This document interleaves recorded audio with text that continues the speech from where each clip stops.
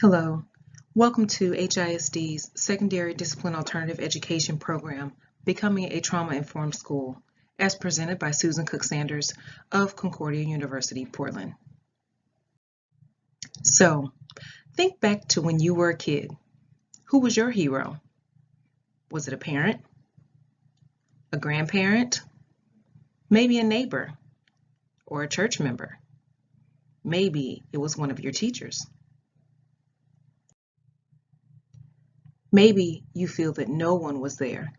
No one was there to be your hero. This is the sad reality of many of our students here at Secondary DAEP. As most of you know, many of our students come to us with a variety of experiences that have had some negative effect on their lives.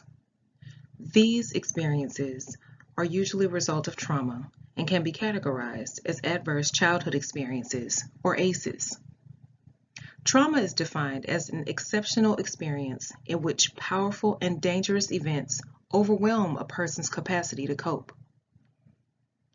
Adverse childhood experiences, or ACEs, are defined as some of the most intensive and frequently occurring sources of stress that children from birth to 18 might suffer in life.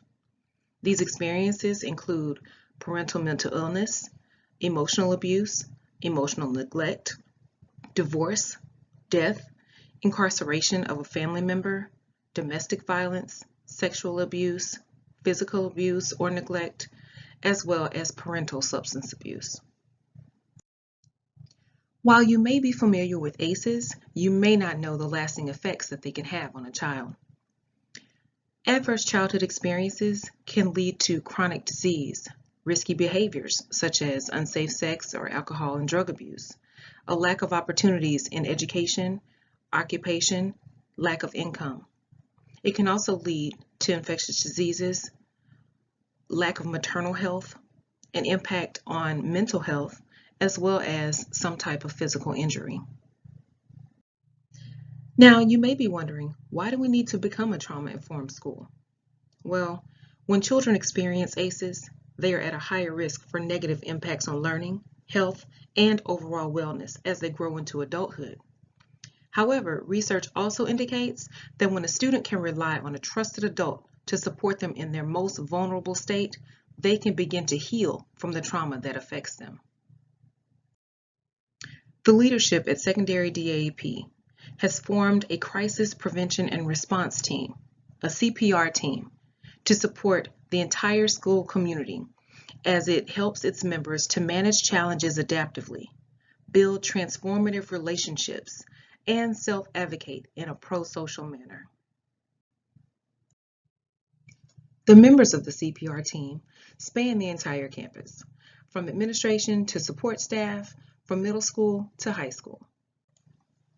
They are here to support the entire staff as we implement trauma-informed practices in every area of the work that we do daily. We are going to accomplish this task by targeting several areas of growth. First, we will focus on professional development for staff, not just at the beginning of the year, but year-round, to ensure that you are equipped with the knowledge and skills to support students as their needs may grow and change.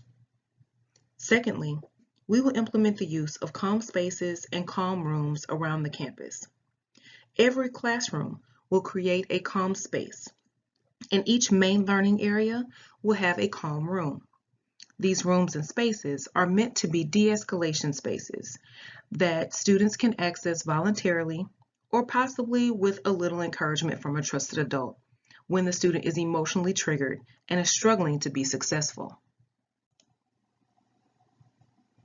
Mindfulness practices, such as meditation and yoga, as well as community building activities such as community circles, will be incorporated in many of our group meetings, such as classes, parent support sessions, and staff meetings. These activities will help us to become a more cohesive team and will grow our understanding and appreciation of one another as a member of this learning community. This campus will strengthen the bonds of its school community as a whole through hosting multiple events for students and their families to meet and mingle with the staff, as well as to educate the community on trauma-informed approaches. These events will include parent coffee sessions, lunch and learn sessions, vendor fairs, and community health fairs. Building genuine, caring relationships is a very important part of the foundation of a trauma-informed school. Additionally, a group of student ambassadors will serve as culture cheerleaders for the campus. Their role will be to develop and host campus events that promote our positive, loving school environment. More training and support will be provided to you in the coming days on the implementation of these strategies.